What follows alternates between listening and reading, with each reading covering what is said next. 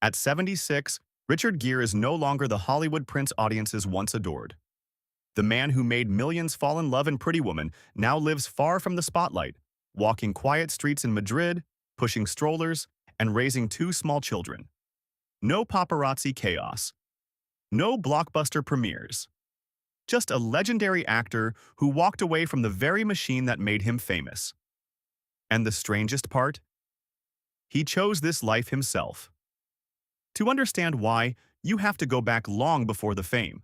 Our Richard Tiffany Gere was born on August 31st, 1949, in Philadelphia, and grew up in a small town near Syracuse, New York. Life there was simple.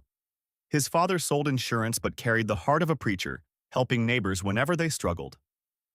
The house was filled with music, piano, trumpet, guitar, and young Richard learned them all.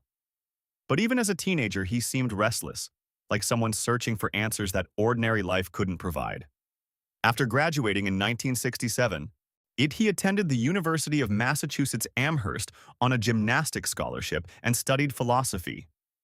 Not exactly the typical path for a future movie star.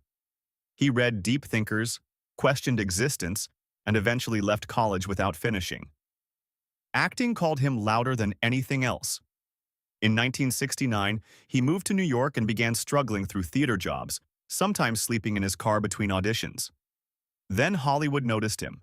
Films like American Gigolo in 1980 and An Officer and a Gentleman in 1982 turned him into a global symbol of charm and romance. Suddenly he was everywhere. Magazines, red carpets, award shows.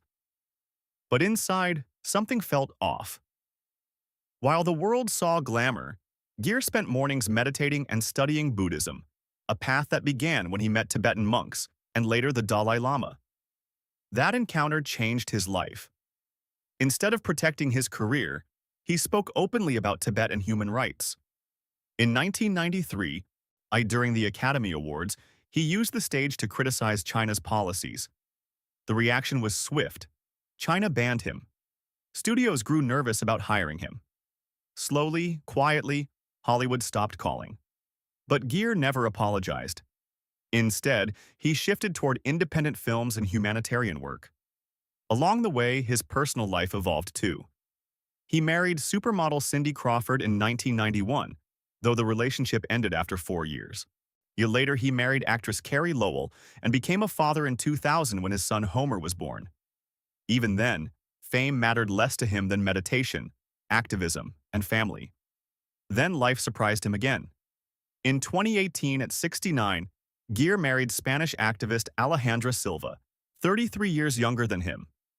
Soon they welcomed 2 sons, Alexander in 2019 and James in 2020. Imagine becoming a father to toddlers at 70.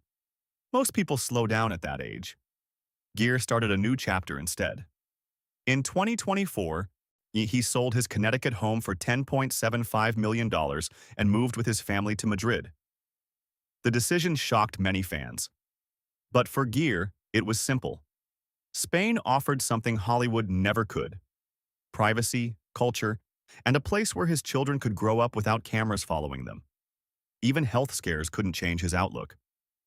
When pneumonia hospitalized him at 73, he later admitted the only thought in his mind wasn't movies or legacy. It was whether he would live long enough to see his sons grow up. That moment clarified everything. Today, the former Hollywood icon spends mornings walking his boys to school, afternoons with family, and evenings reflecting on the same question he asked as a young philosophy student: what truly matters? And maybe that's the real story of Richard Gere. Not the handsome star from Pretty Woman.